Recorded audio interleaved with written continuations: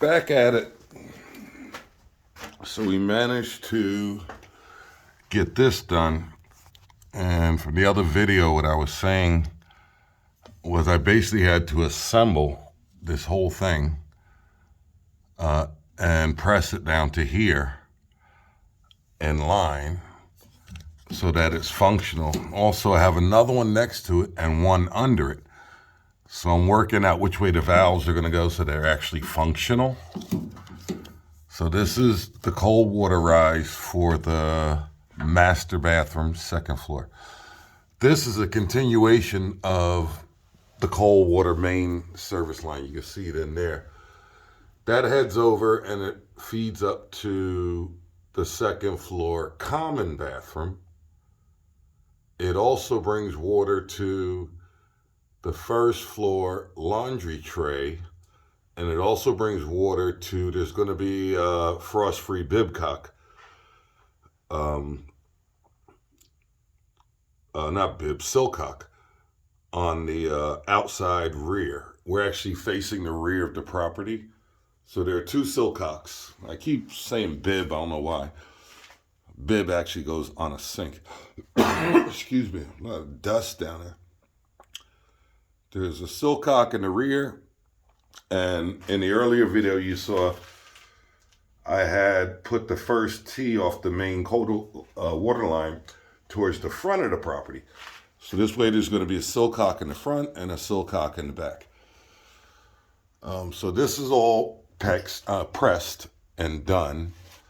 I'm waiting. They're also down this channel is going to go this 3/4 natural gas supply for the first floor laundry tray. But I'm kind of pick my brain. I say, you know what? I'll leave that to last because if I put it in now, it'll be in the way. So did that, ran it across. I think this needs a screw and an adjustment. We went through just like we did with the gas pipe when you saw in the previous videos. So now our main water pipe is all the way to here. We actually pulled this, same deal. I set the valve up the same way. This is the rise to the third floor bathroom. And I went up also and pulled the PEX down for the hot.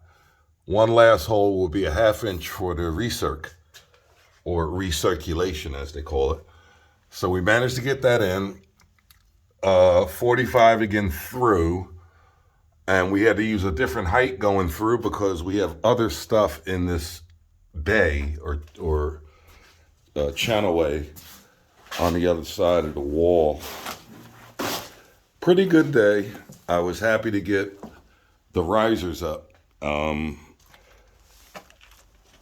If I had one more piece, I could do all the risers, but turns out had enough to do 2 risers, so that's a big deal.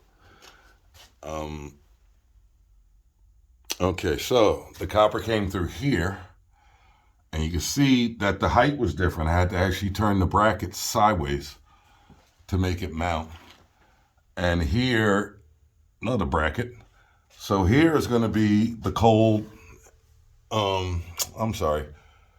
This actually needs a coupling because the cold we're under the kitchen sink, one of them. We're running dual kitchen sinks. That's the way the place is designed. So we actually need a coupling here, and then we got to get to this side, which will be the cold. And then here is the other sink. If you look back the other videos, you remember when we were doing DWV for these sinks. And as soon as I pass this sink, I'm dropping down to 3/4. I just got notice from the carpenter that he wants to take all this out and change it.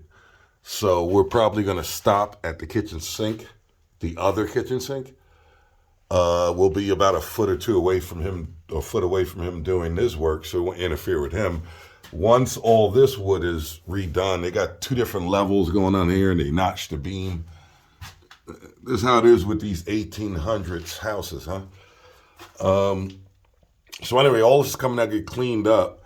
The good news for this end, thought I saw a hole there, is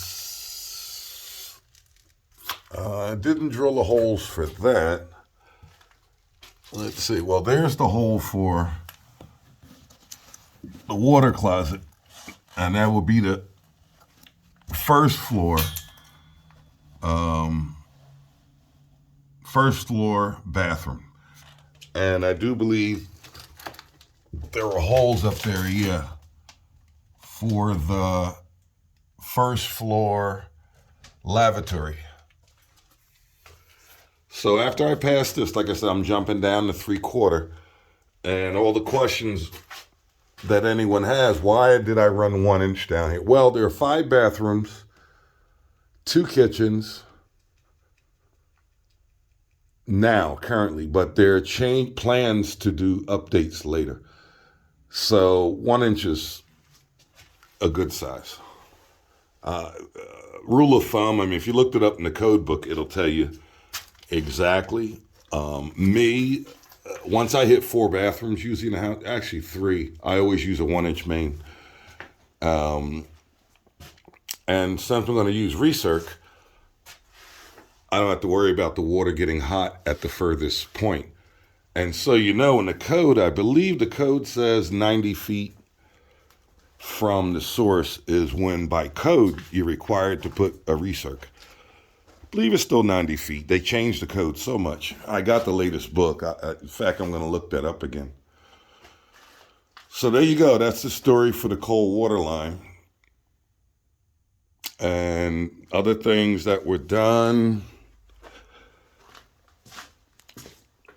were I put the supports in these things to hold the brackets and anything else that's going to be over here.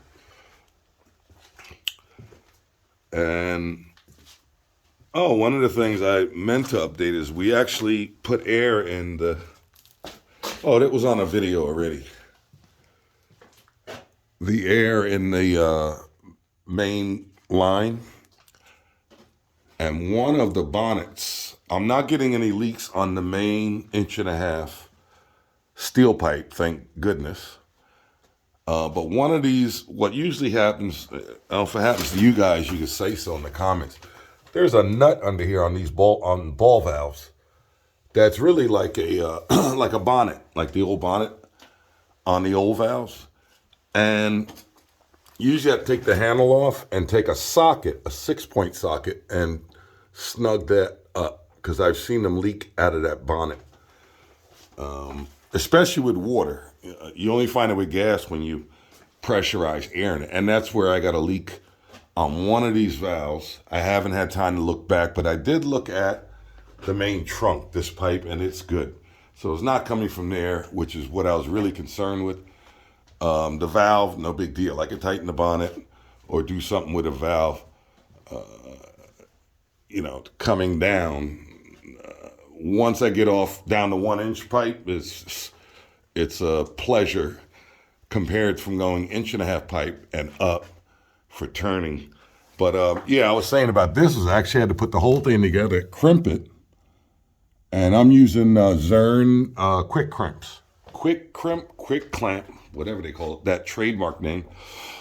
I like those because it covers all the barbs on the PEX fitting. The others cover about half, usually. And there's like 4 barbs or whatever the number is. That quick clamp covers all of them. And we don't use expanded type fitting. We like the stainless steel clamp fittings. So there you go. See ya.